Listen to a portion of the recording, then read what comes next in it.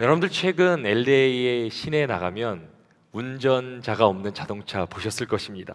저도 처음 보고 깜짝 놀랐습니다. 아니, 운전자가 없는데 차가 막 다니는 겁니다. 웨이모라는 무인 자동차입니다. 과거의 먼 미래라고 생각되었던 그런 일들이 지금 우리 현재 벌어지고 있습니다. 최근 라스베가스에 열린 CES라는 전자제품 박람회에서는 젠슨 황은 이제 인공지능이 가상현실을 넘어 우리의 삶 가운데 들어올 것이다, Physical AI라는 것을 선포했습니다. Physical AI는 쉽게 말하면 로봇입니다. 이제 로봇가 우리 일상에 들어와 우리를 도와주게 된다는 겁니다. 혹시 우리 예배 가운데도 이제 앞으로 로봇가 왔다 갔다 하면서 도와주지 않을까 생각해 봅니다. 진짜 소설이나 영화에서만 상상했던 일들이 현실이 되고 있는 것입니다. 우리는 이 엄청난 시대를 살아가고 있는데 이 모든 것을 가능케 해주는 에너지원이 있습니다. 그것을 우리는 전기라고 부릅니다. 아무리 뛰어난 기술도 전기가 없으면 무용지물이 됩니다. 우리가 사용하는 휴대폰이나 또 컴퓨터, 또 우리가 이 예배를 통해 드리는 많은 것들이 전기를 통해 이렇게 움직이게 됩니다. 그래서 전기를 장악하는 나라가 미래의 패권을 장악한다라는 그런 말까지 나오게 됩니다. 근데 갑자기 전기가 사라지게 된다면 우리의 삶이, 일상이 어떻게 되겠습니까? 이제 우리는 전기가 없는 세상을 상상하지 못합니다. 근데 전기가 없는 세상보다도 충격적인 것이 바로 성령의 역사가 없는 세상입니다. 성령이 떠난 인간은 영적으로 이미 죽은 것이라 성경은 말해주고 있습니다. 창세기 2장 7절에 인간의 생명에 관해 이렇게 설명합니다. 여호와 하나님이 땅의 흙으로 사람을 지으시고 생기를 그 코에 불어넣으시니 사람이 생명이 되니라. 하나님은 땅의 흙으로 사람을 지으셨다고 말합니다. 세상에 있는 물체를 가지고 매럴을 가지고 사람을 만드십니다. 하지만 이것만으로는 살아있는 존재라고 성경은 말하고 있지 않습니다. 사람은 하나님께 생기를 코에 불어넣은 후에 생명, 살아있는 존재가 되었다라고 분명히 말합니다. 여기서 생기란 성령의 역사를 의미합니다. 그래서 우리는 성령의 역사를 통해서만 하나님께 관계를 맺을 수 있습니다. 더 나아가 성령을 통해서만 생명을 누릴 수 있습니다. 그래서 성령이 떠난 사람은 영적으로 죽은 사람입니다. 제가 장미송이로 한번 비유해 보겠습니다. 나무에서 장미를 우리가 때로 꺾어서 송이를 만드는데 나무에서 꺾인 장미송이는 살아있는 것입니까? 죽어있는 것입니까?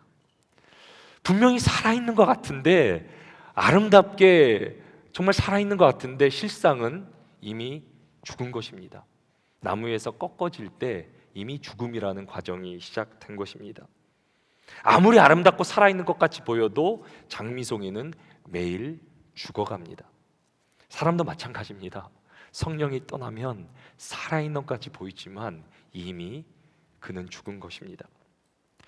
사람들은 죽음을 생각할 때 무엇을 떠올립니까? 육체적인 죽음을 가장 먼저 떠올립니다. 근데 영적 죽음에 가장 일어난 첫 번째 현상은 수치심이라는 것입니다. 여러분 그걸 한번 생각해 보셨습니까? 창세기 3장 7절은 그래서 이렇게 말합니다. 이에 그들의 눈이 밝아져 자기들이 벗은 줄을 알고 무화과 나무 잎을 엮어 치마로 삼았다. 우리가 하나님을 떠나 영적 죽음을 경험하면서 가장 먼저 일어난 것이 수치심인데요, 영적으로 죽은 아담과 하와는 처음으로 자신들이 벗은 줄을 깨닫고 어떻게 합니까? 무화과 나무 잎으로 그 수치를 가리려고 합니다. 자신의 발가벗음을 수치로 여기는 것, 그것을 느끼는 것을 우리는 수치심이라고 말합니다. 우리가 세상을 살다가 수치심을 느낍니다. 그것은 당연한 것입니다. 살다 보면 창피를 당하기도 하고 거부를 당하고 놀림을 당하기도 합니다. 또 다른 사람의 무시를 당하는 그런 느낌을 가질 수도 있습니다. 세상을 살아가면서 수치심을 느끼지 않는 사람이 어디 있겠습니까? 근데 수치심이라는 감정이 인간에게 특별한 감정이 됩니다. 그래서 심리학자들은 이 수치심을 나의 존재를 평가하는 감정이라고까지 말합니다. 그래서 수치심을 이렇게 정의하는데요, 수치심은 자신이 부족하고 결핍되었으며 부적절하고 무력하며 작다고 느끼는 감정입니다. 수치심은 내가 보잘것없고 필요 없다라고 작다고 느끼는 그런 감정인데요. 이것이 내면 깊숙한 곳에 자리 잡게 되면 어떻게 됩니까? 내가 잘못된 사람이다, 내가 필요한 없는 사람이라는 잘못된 정체성이 우리 안에 자리 잡게 됩니다. 그리고 수치심이나 우리의 정체성에 큰 영향을 미치기 때문에 모든 부정적인 인간이 느끼는 감정의 시작점이 된다 그럽니다. 자존감이 낮아지고 열등감이 일어나고 스트레스와 우울증이 생기게 됩니다. 더 나아가 대인을 기피하게 되고 만남이 꺼려지고 나중에는 시시때때로 공황장애 패닉 어택이 일어나게 됩니다. 특히 어린 시절 받은 이런 우리의 수치심은 트라우마가 된다 그럽니다. 자신에게 결함이 너무 많고 쓸모없는 그런 사람이라는 그런 인식을 깊게 갖게 됩니다. 그래서 내면 속에 수치심이 깊이 자리 잡게 되면 사람들의 작은 말에도 흔들리게 되고 상처를 받고 또 내 자신이 정말 누군지를 알지 못하는 그런 정체성의 혼란을 갖게 됩니다. 이 시대 얼마나 많은 사람들이 수치심으로 인해서 고통 가운데 있습니까? 자신이 사랑받지 못한다 그러고 인정받지 못하고 쓸모없는 사람이라는 잘못된 자아상을 가지고 살아갑니다. 그래서 자신을 학대하고 또 다른 사람과 사회에 분노하며 불행한 인생을 살아갑니다. 특히 이제는 소셜 미디어 때문에 문제가 더 커집니다. 누가 말하지 않아도 다른 사람을 보면서 자기를 비교하며 자기를 비약합니다. 이 시대에 우리가 느끼는 수치심은 기하급수적으로 늘어가고 있다 그럽니다. 특별히 우리 청소년들의 문제가 심각합니다. 한국에 있었던 중고등부의 실제 상담 사례입니다. 중학교 3학년 여학생인데요. 요즘 들어 저는 매우 답답하고 속이 상해요. 저 같은 애는 아무래도 성공하지 못할 것 같아요. 공부를 특별히 잘하는 것도 아니고 남들보다 성격이 유달리 좋거나 재능이 있는 것 같지도 않고요. 집안이 특별히 넉넉한 것도 아니고요. 자신이 실망스럽고 점점 싫어집니다. 어떻게 하면 좋을까요? 이 친구의 입장에서 얼마나 고민이 되겠습니까? 얼마나 미래가 막막하겠습니까? 또 고등학교 2학년 여학생은 이렇게 고민을 털어놓습니다. 저희 엄마는 저보고 너무 덜렁댄다고 하세요. 저는 준비물이나 도시락도 잘 빼놓고 다니고 물건도 어디 두었는지 몰라 찾지 못할 때가 많아요. 아빠는 저래서 시집이나 가겠냐고 하세요. 그런 말씀 들으면 참 속상하지만 여자라고 꼭 침착하고 얌전해야 되는 건 아니잖아요. 나는 좀 다른데 이해받지 못하고 있는 모습 그대로 이렇게 받아지지 않으면 때로는 정체성의 혼란이 일어나고 수치심을 유발하게 됩니다. 특별히 지금 우리 중고등부 학생들이 수련회 중에 있습니다. 그들이 때로 세상에서 잘못된 정보, 잘못된 자아상을 얻게 되면 그 인생이 무너지는 거예요. 하나님 그들을 만나주시고 있는 모습 그대로 그들을 받아주시고 하나님의 사랑을 깨닫고 성령이 임해야 그들이 건강한 자아상을 되찾을 수 있습니다. 우리 자녀들을 위해서 또 여러분들의 손주들을 위해서 우리는 기도해야 됩니다. 세상은 수치심이 자연스러운 우리 인간관계 가운데 사회 가운데 자연스러운 것이라 말하지만 성경은 절대 그렇게 말하지 않습니다. 수치심은 영적 죽음의 결과라고 성경은 말합니다. 하나님 우리를 만드시되 우리가 수치를 당하는 존재가 아니라 하나님의 존귀한 형상 우리를 만드셔서 우리를 존귀하게 하셨다고 성경은 분명히 말합니다. 우리를 하나님의 존귀한 자녀로 만들어 주셨다라고 성경은 말합니다. 그래서 타락 이전에는 수치심이라는 게 없었습니다. 수치심이 사라진 세상이 상상이 되십니까? 우리는 어렸을 때부터 수치심을 느끼며 불안해하며 정체성의 혼란을 가지고 살아가는데 하나님 나라는 수치심이 없는 나라라고 하나님 우리에게 알려주십니다. 우리는 이미 너무 타락한 세상에 찌들어져서 익숙해진 것은 아닙니까? 그래서 우리가 어떻게 해야 됩니까? 우리는 보이는 나라, 우리 익숙의 세상 나라가 아니라 말씀을 통해 하나님께서 다스리시는 하나님 나라를 날마다 바라보며 사모하며 꿈꿔야 됩니다. 하나님이 다스리시는 나라는 어떤 나라입니까?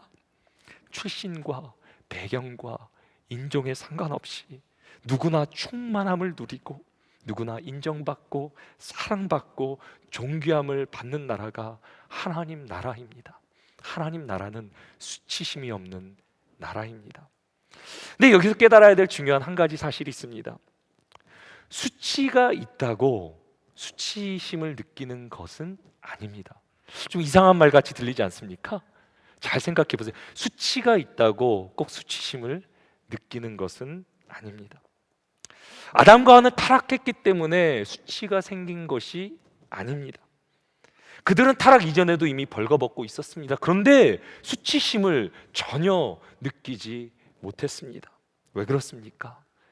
그들은 부족하고 연약했지만 하나님의 은혜로 그들을 풍성하게 덮어주셨기 때문에 그들의 연약한 가운데서도, 부족함 속에서도 그들은 수치심을 느끼지 않았습니다. 우리는 끊임없이 우리의 부족함과 연약함을 세상의 것으로 가리려고 합니다. 아담과 하와 같이 세상의 것, 금방 없어질 것, 세상의 명품으로, 세상의 명예로, 세상의 지식으로 우리의 수치를 가리려고 부단히 몸부림칩니다. 하지만 세상의 것으로는 우리의 수치를 가릴 수 없습니다. 수치의 문제는 가린다고 해결되는 것이 아닙니다. 오직 하나님의 풍성한 충만한 은혜가 우리 가운데 덮어질 때 우리는 수치심에서 자유케 될 수 있습니다. 은혜를 경험할 때 그래서 우리는 뭐라고 고백합니까? 여호와는 나의 목자시니 내게 부족함이 없으리로다. 상황은 바뀐 것이 없습니다. 나는 아주 부족한 것 같고 나는 아직도 연약한 것 같지만 성령이 임하시면, 은혜가 우리를 덮으면, 하나님께서 나의 목자 되심을 알면 더 이상 내게 부족함이 없다라는 믿음의 고백으로 나아가게 됩니다. 제가 최근에 김창옥 씨라는 그 유명 우리 강의하시는 분의 강연을 들었는데요. 제목이 재밌어서 제가 이렇게 관심이 갔습니다. 놀던 여자가 잘 되는 이유라는 그런 강연이었는데요. 그 시리즈 중에 하나를 듣게 됐습니다. 그러면서 이분이 이렇게 말하는 거예요. 사람에게 가장 좋은 말이 뭐냐면 네가 실수를 해도 나는 언제나 너 편이라 라는 말을 듣는 것, 그것이 사람에게 그렇게 좋은 말이라 그럽니다. 사람을 살리는 말이라 그럽니다. 근데 왜 놀던 여자들이 잘 되냐? 그분들은 유난히 남편과 아내에게 굉장히 관대하다는 거예요. 용서를 잘해준다라는 거예요. 왜냐하면 자신들이 용서받을 짓을 많이 했기 때문에 그게 관대하다 그래요. 은혜를 많이 받아서 힘들고 어렵고 실수 많고 모난 사람들의 처지를 이해한다 그래요. 용서를 많이 받았기 때문에, 은혜를 받았기 때문에 나도 은혜를 베풀지 한다라는 거예요. 그래서 수치를 이기는 능력이 무엇입니까? 은혜라는 것입니다. 우리는 수치심은 영적 결과라, 영적 죽음의 결과라는 사실을 우리는 기억해야 됩니다. 그래서 수치심을 그냥 방치해서도 안 됩니다. 세상의 옷으로 가리려고 해서도 안 됩니다. 하나님께서 우리의 수치를 은혜로 덮어주셔야 됩니다. 우리 사랑하는 충현의 모든 성도들, 하나님께 여러분들 가운데 하나님의 은혜로 풍성히 덮어주셔서 우리가 더 이상 수치를 느끼며 살아가는 것이 아니라 하나님의 평강, 그분의 은혜 가운데 살아가게 되기를 주님의 이름으로 축원합니다. 근데 영적 죽음의 결과는 수치심뿐만이 아닙니다. 창세기 3장은 영적 죽음의 6가지 심각한 결과를 우리에게 알려줍니다. 첫 번째는 제가 말씀드린 수치심이고요, 두 번째는 두려움입니다. 영적으로 죽은 인간은 매일 기쁨과 평안이 아니라 죽음의 두려움, 심판의 두려움에 빠져 살아갑니다. 더 나아가 세 번째 결과는 마귀와의 적대감입니다. 마귀는 원래 하나님의 형상, 하나님의 자녀로 지음받은 우리와 대적할 수 있는, 상대일 수 있는 대상이 아닙니다. 그런데 우리가 죄로 하나님께 멀어지게 되자 어떻게 됩니까? 우리와 전쟁을, 영적 전쟁을 치르는데 아예 죄의 노예가 되게 하고 우리를 마귀의 노예가 되게 합니다. 네 번째 결과는 관계 저주입니다. 우리는 원래 사랑하는 존재, 하나님의 사랑받아 서로를 사랑하는 존재로 지음받았는데 영적으로 죽은 이후 우리는 사랑할 수 있는 능력을 완전히 상실해 버립니다. 그래서 더 이상 우리의 인간관계, 사람 관계는 사랑하는 관계가 아니라 내 욕망을 채우는 이기적인 관계로 변질되어 버립니다. 그리고 영적 죽음의 다섯 번째 결과는 땅이 저주를 받은 것입니다. 우리는 일한 대로 열매를 맺는 존재로 지음받았습니다. 풍성함을 누리는 존재입니다. 그러나 하나님께서 그 땅을 인간에게 맡겨주십니다. 다스리라 말씀하십니다. 그런데 인간이 타락하자 땅도 저주를 받게 됩니다. 우리가 일한 만큼 열매를 소득 얻는 것이 아니라 이제는 땅이 엉겅퀴를 내고 가시덤불을 내는 저주받은 땅이 됩니다. 마지막으로 이제 성경이 말하고 있는 것이 육체적 죽음입니다. 하나님은 범죄한 아람에게 뭐라고 말씀하십니까? 너는 흙이니 흙으로 돌아갈 것이라.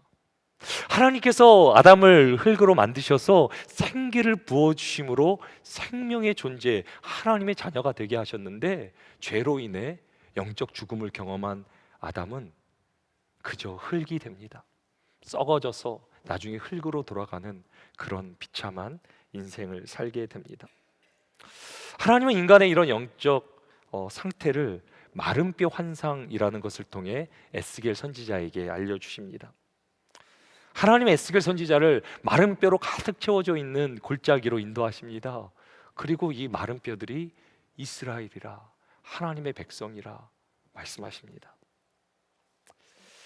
하나님을 떠난 인간은 어떤 존재입니까? 마른 뼈같이 아무런 생명도 없고 소망도 없고 미래도 없는 존재라는 것입니다. 만약에 이런 마른 뼈 환상을 우리에게 보여주신다면 우리는 어떻게 반응해야 됩니까? 우리가 살고 있는 LA가, 남가주가 마른 뼈들로 가득 채워져 있는 그림, 아니 우리의 가정이, 우리가 살아가는 현장에 마른 뼈들로 가득 채워져 있는, 살아있는 것 같은 이미 죽은 그런 마른 뼈들이 우리 주위에 가득 차 있다면 우리는 어떻게 반응해야 됩니까? 큰일 아닙니까? 근데 이것이 영적 현실이라고 성경은 분명히 우리에게 말해주고 있습니다. 하지만 마른 뼈의 환상은 절망으로만 끝나지 않습니다. 하나님께서 이 마른 뼈들이 어떻게 살아날 수 있는지 에스겔 선지자에게, 더 나아가 우리들에게 가르쳐 주십니다. 에스겔 37장 5절 말씀입니다. 주 여호와께서 이 뼈들에게 이같이 말씀하시기를 내가 생기를 너희에게 들어가게 하리니 너희가 살아나리라. 이 마른 뼈들이 살아나는 그런 놀라운 약속을 주시는데요, 생기가 너희에게 들어가게 될 때 너희가 다시 살아날 것이다 라는 놀라운 말씀을 주십니다. 창세기 2장 7절에 나온 생기라는 단어가 여기 또 등장한 것입니다. 마른 뼈 환상의 생기라고 번역된 이 단어는 창세기 2장의 생기와 비슷하지만 조금 다른 단어입니다. 창세기 2장의 생기는 네샤마라는 단어로 생명의 기운, 생기 자체를 말합니다. 하지만 마른 뼈 환상 에스겔에 나오는 생기는 루아흐라는 그런 단어가 되는데요, 이것은 바람을 가리키며 또 성령 그 자체를 가리킵니다. 그래서 죽은 인간, 메마른 뼈같이 죽어있는 인간이 어떻게 살아날 수 있습니까? 성령이 임하셔서 성령 역사하실 때 다시 한번 그 안에 생기가 불어짐으로 메마른 뼈가 살아나게 될 것이다. 그냥 살아나는 것이 아니라 군대가 되어 하나님의 영광을 돌리게 될 것이다.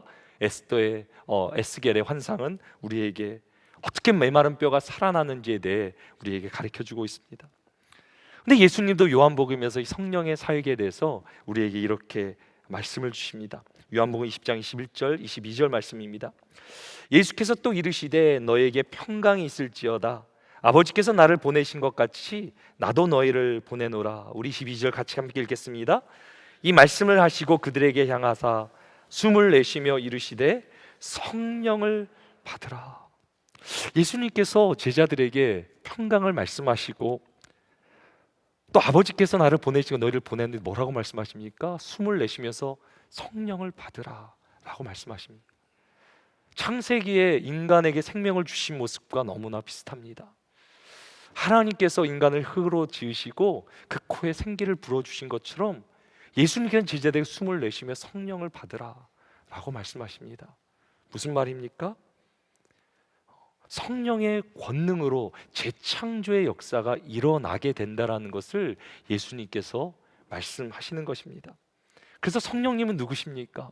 때로 우리는 그 성령님 어떤 능력, 어떤 신비한 존재같이 생각되는데요, 성령님이 누구십니까? 삼위일체 중에 하나시고 성부, 성자, 성령 태초에 영원토록 영원까지 계셔서 모든 만물을 창조하신 분, 그분이 바로 성령님입니다. 그래서 성령이 임할 때 죽었던 영혼이 살아나는 놀라운 역사가, 재창조의 역사가 일어나게 됩니다. 성령이 일어날 때 일어난 재창조의 역사는 무엇입니까? 우리가 죄로 죽어서 수치심이 임했는데 그것이 아니라 성령이 임하시면 하나님의 풍성한 은혜가 우리의 모든 수치를 덮어 하나님의 은혜를 경험하는 삶이 됩니다.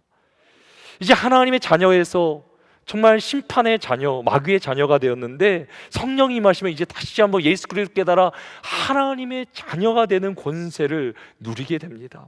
더 나아가 마귀의 원수가 되어 영적 전쟁에서 항상 지던 우리들이 성령이 임하시면 예수 그리스도 십자가의 능력을 힘입어 영적 전쟁에서 승리를 소유하는 승리의 사람들로 거듭나게 됩니다. 더 나아가 우리의 관계가 저주 가운데 망가졌는데 성령이 임하시면 이제 우리가 다시 사랑할 수 있는 존재로 거듭나게 됩니다. 사랑하고 용서하고 예수님의 성품을 살아가며 성령의 열매가 임하는 가운데 우리의 관계가 하나하나 회복되게 됩니다. 땅의 저주도 사라집니다. 하나님의 영이 임하시면 이제 더 이상 땅이 저주받는 것이 아니라 우리가 손대는 것마다 하나님께서 복되게 하시고 형통의 놀라운 역사, 땅이 살아나고 열방이 주께 돌아오는 놀라운 그런 역사가 일어나게 됩니다. 마지막으로 육체적 죽음. 이제 더 이상 우리가 육체도 죽는 것이 아니라 주님께서 죽음의 죽음의 권세를 이기시고 부활하신 것처럼 우리도 다시 부활하게 될 것이다. 놀라운 부활의 소망이 임하게 됩니다. 이런 성령의 놀라운 역사를 알게 예수님께서는 제자들에게 이렇게 말씀하십니다. 오늘 본문 7절입니다. 그러나 내가 너희에게 실상을 말하노니 내가 떠나가는 것이 너에게 유익이라. 내가 떠나가지 아니하면 보혜사가 너희에게로 오시지 아니할 것이요 가면 내가 그를 너희에게로 보내리니. 제자들 입장에서는 참 이해하기 어려운 말씀입니다. 아니 예수님과 곁에 같이 이렇게 지내는 것이 얼마나 좋았겠습니까? 예수님과 함께 먹고 마시고 그분의 말씀을 듣고 또 그분이 하시는 기적을 눈앞에서 체험하고, 그러니 예수님께서 함께 하신다면 얼마나 좋겠습니까? 제가 말씀을 준비하는 가운데 그런 상상을 해봤습니다.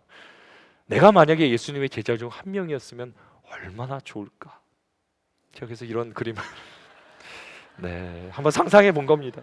예수님과 함께 먹고 자고 음식을 먹고 생활하고, 만약 여러분들 한번 상상해 보세요. 여러분 옆에 앉아 계셔서 말씀을 친히 전해 주시고 위로해 주시고 도와주신다면 얼마나 좋겠습니까? 예수님과 함께 한다는 그 생각이 그냥 상상만 해도 너무 기쁘지 않습니까? 근데 예수님께서 제자들에게 이런 말씀을 하시는 거예요. 내가 떠나는 것이 너에게 유익하다. 예수님이 그렇게 귀한 분인데 그분이 나를 떠나시는 게 어떻게 나에게 유익한 것입니까? 근데 그게 유익한 거예요. 왜냐하면 예수님께서는 죽음 권세를 이기시고 부활하셨는데 그리고 승천하시게 됩니다. 승천하시고 나서 하나님의 영광의 보좌에 앉아 계시는데 어떻게 되십니까? 거기서 하나님께로부터 성령을 받아 이제 성령을 모든 여종과 남종에게 보내주십니다. 그 의미가 무엇이냐면 신학적으로 예수님께서 이제 만물을 회복하시고 통치하시다는 것이 성령이 이 땅에 임하신 그 의미가 됩니다. 그래서 성령이 임하셨다는, 강림하셨다는 것은 예수님께서 정말 모든 역사의 보좌에 앉아 계시면서 모든 역사를 주관하신다라는 거예요. 그렇기 때문에 우리에게 성령을 보내주실 수 있는 것입니다. 그래서 성령님이 누구십니까? 예수님께서 성령님이 하나님 아버지가 보내신 또 다른 보혜사라고 우리에게 말씀해 주십니다. 여기 보혜사라는 의미가 무엇입니까? 보혜사의 헬라어 원어는 파라클레토스라는 단어인데요, 저를 한번 따라해 보시기 바랍니다. 파라클레토스. 파라라는 말은 옆이라는 그런 전치사가 되고요, 클레토스라는 말은 원래 이제 동사로 사용되는데 부른다라는 그런 의미가 있습니다. 그래서 내 곁에서 돕기 위해 부르심을 받은 것이 바로 이 파라클레토스라는 그런 이름입니다. 그래서 성령님은 누구십니까? 내 곁에서 나를 도와주기 위해 부름받은 분이라는 그런 의미가 됩니다. 근데 이것이 한국말로 번역이 될 때, 한자로 번역될 때 보혜사라는 우리는 단어를 사용하는데요, 보혜사가 무엇입니까? 보는 우리를 보호하시는 분이시고 해는 은혜, 그래서 하나님께서 우리를 보호하시고 은혜를 베풀어 주시는 분이라라고 해서 한자로는 보혜사라고 그렇게 번역을 했습니다. 그래서 파라클레토스는 우리의 위로자, 상담자 또는 우리를 변호해 주시는 변호사라는 그런 말로 번역이 될 수 있습니다. 근데 예수님께서는 성령님을 말씀하실 때 보혜사 플러스 또 다른 그런 수식어를 사용하는데요. 우리 요한복음 14장 6절입니다. 내가 아버지께 구하겠으니 그가 또 다른 보혜사를 너에게 주사 영원토록 너희와 함께 있게 하리니. 여기 또 다른 보혜사라는 것이 참 흥미로운 그런 대목인데요. 성령님이 또 다른 보혜사라면 원래 보혜사가 있다라는 말입니다. 그렇다면 오리지널 원래 보혜사는 누구십니까? 예수님이 바로 보혜사이십니다. 예수님이 우리 곁에서 우리를 지켜주시고 은혜를 베풀어 주시는 분, 우리의 상담자가 되시고 위로자가 되시고 우리가 힘들 때마다 도와주시며 우리의 변호사 같은 역할, 그분이 바로 예수님 보혜사입니다. 근데 예수님이 떠나시고 나랑 똑같은 보혜사를 보내주신 그분이 바로 성령님이신 것입니다. 그래서 성령님을 만나는 것은 예수님을 만나는 것과 똑같습니다. 성령님은 우리가 그리스도의 영이라 부르는데 성령님의 가장 큰 역할이 우리에게 그리스도를 알려주시고 깨닫게 하시고 예수 그리스도를 믿게 하시는 것. 그래서 성령이 아니고는 예수님을 주라 시인할 자가 없다 그럽니다. 그렇다면 여러분 가운데 성령이 임하신 역사하신 그 증거는 무엇입니까? 예수 그리스도를 믿는 것입니다. 제가 여러분들에게 한번 질문해 보겠습니다. 여러분들 예수 그리스도를 믿으십니까? 정말 믿으십니까? 저는 우리 충현의 성도들이 다 예수를 믿게 되기를 주님의 이름으로 축원합니다. 예수를 믿은 것은 이미 성령님 우리 가운데 역사하셔서 재창조의 역사가 일어났다라는 거예요. 내 눈에 보기에는 다른 사람 보기에는 똑같이 보이는데 아니요, 달라졌어요. 우리는 옛사람이 아니라 새사람이 이미 된 것입니다. 이제 예수님께서는 원래 이 땅에 계실 때는 시공간의 제약을 받으셨는데요, 이제 성령님은 어떠십니까? 그분은 영이시기 때문에 누구에게나 어느 공간에나 어떤 시점에나 계실 수 있어요. 그래서 우리와 영원토록 함께 하시면 이제는 우리 안에 거하셔서 우리를 성전이라, 하나님의 영을 모시는 성전이라까지 우리에게 말씀해 주십니다. 우리 한번 고린도후서 5장 17절 말씀 우리 같이 한번 읽어보도록 하겠습니다. 그런즉 누구든지 그리스도 안에 있으면 새로운 피조물이라, 이전 것은 지나갔으니 보라 새 것이 되었도다. 그렇게 믿으십니까? 이전 사람은 지나갔고요, 예수님 믿는다면 이미 우리 안에 새로운 재창조의 역사, 우리는 새 사람, 하나님의 자녀가 된 줄 믿습니다. 그렇다면 이제는 우리가 새 인생을 살아야 됩니다. 새 사람이 되었는데 옛 구습, 옛 것을 붙들고 살아가는 것이 아니라 하나님께서 허락하신 그 새 나라, 하나님 나라를 살아가야 되는데요, 이제 믿음으로 하나님 나라를 선포하며 나아가야 됩니다. 우리가 오늘 말씀을 생각하며 믿음의 선포로 나아가겠는데요, 제가 영적 죽음으로 일어난 6가지 현상을 말씀드렸는데, 성령의 역사는 우리를 이 모든 영적 죽음에서 구원해 주시고 우리에게 생명을 부어주시는 분입니다. 그래서 우리 한번 6가지 우리가 함께 믿음의 고백으로 나아가는데요, 우리 문장이 끝날 때마다 아멘 하고 우리가 그렇게 믿음으로 함께 선포하며 나갔으면 좋겠습니다. 나의 모든 수치를 덮으시는 하나님의 풍성한 은혜 안에서 자유함을 선포합니다. 아멘. 세상의 두려움은 떠나갔으니 내게 주신 하나님 자녀의 권세를 믿음으로 선포합니다. 아멘. 예수 십자가 능력으로 어둠을 대적하며 오늘 완전한 승리를 선포합니다. 아멘. 사랑과 용서를 통한 관계의 온전한 회복을 믿음으로 선포합니다. 아멘. 땅의 저주는 변하여 복이 되었으니 나의 삶과 일터에 임할 놀라운 형통을 믿음으로 선포합니다. 아멘. 사망 권세는 깨어졌으니 내 안에 영원히 살아 숨쉬는 영원한 생명을 믿음으로 선포합니다. 아멘. 그렇게 믿으십니까?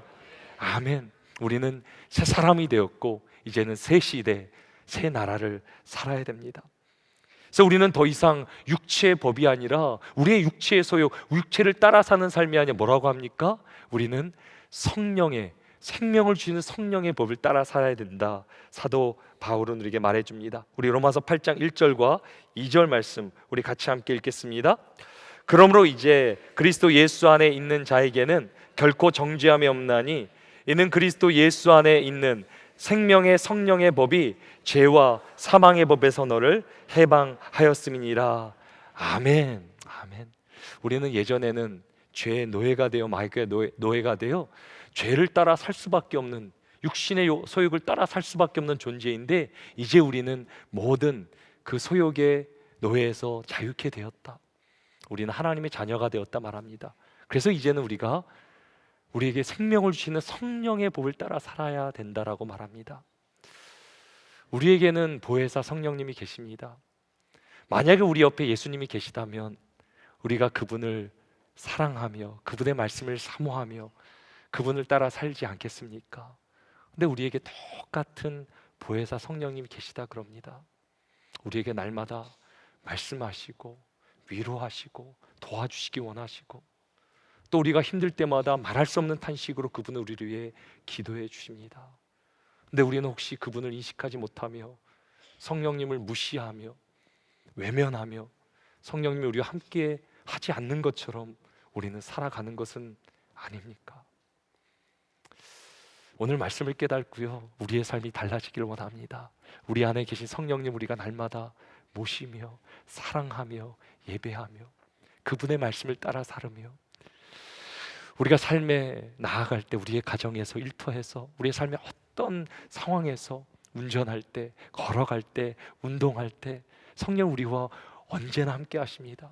그리고 우리를 도와주실 것입니다. 힘들 때 위로해 주시고, 우리가 절망 가운데 문제에 빠졌을 때 우리에게 지혜를 주시고, 우리가 정말 말할 수 없는 정말 탄식으로 기도할 때 우리와 더불어 함께 기도해 주신다라고 성경은 분명히 성령님의 역사에 대해 말해주고 있습니다. 저는 우리 모두가 성령 하나님과 동행하는, 정말 성령 하나님을 통해 예수 그리스도와 영원토록 동행하는 기쁨의 삶을 살아가게 되기를 주님의 이름으로 축원합니다. 그리고 더 나아가 성령님 우리를 그리스도의 증인으로 부르십니다. 그저 우리가 세상에 빠져 세상의 가치를 붙들고 살아가는 것이 아니라 성령이 너에게 임하시면 너희가 권능을 받고 예루살렘과 온 유대와 사마리아 땅끝까지 이뤄 내 증인되라 말씀하십니다.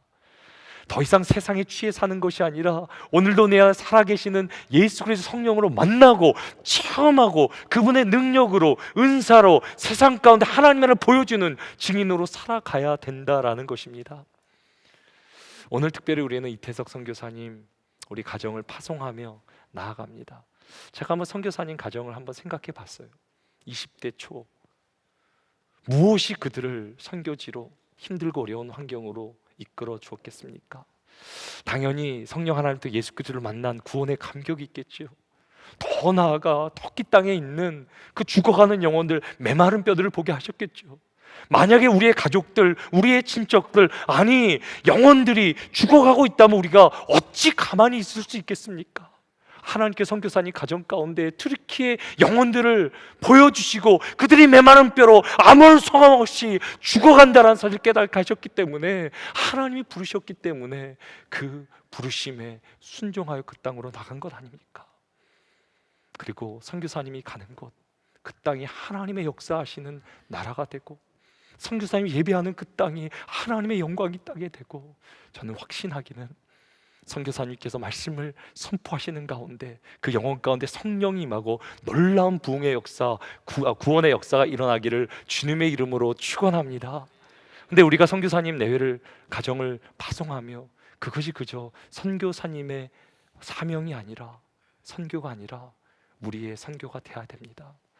지금도 성령 하나님 우리를 부르십니다. 우리의 가정 가운데 메마른 뼈로 가득 차 있다면, 우리가 사는 LA와 남가죽 가운데 죽어가는 영혼들로 가득 차 있다면, 성령의 사람으로 그것을 보지 못한다면 우리가 어떻게 그 사명을 감당할 수 있겠습니까?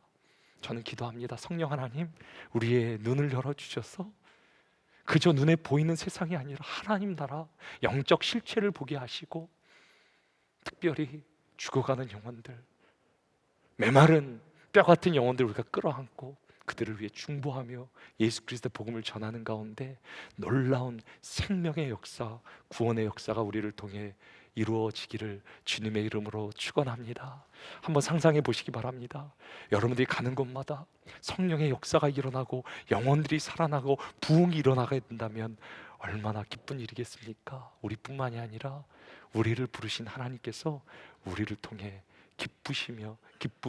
기뻐하시며 또 춤추는 놀라운 역사가 우리 충현의 성도들을 통해 이루어지기를 주님의 이름으로 축원합니다. 이 하나님의 놀라운 부흥의 역사, 선교의 역사를 감당하며 함께 하나님 나라를 살아가는 여러분들 모두를 사랑하고 축복합니다.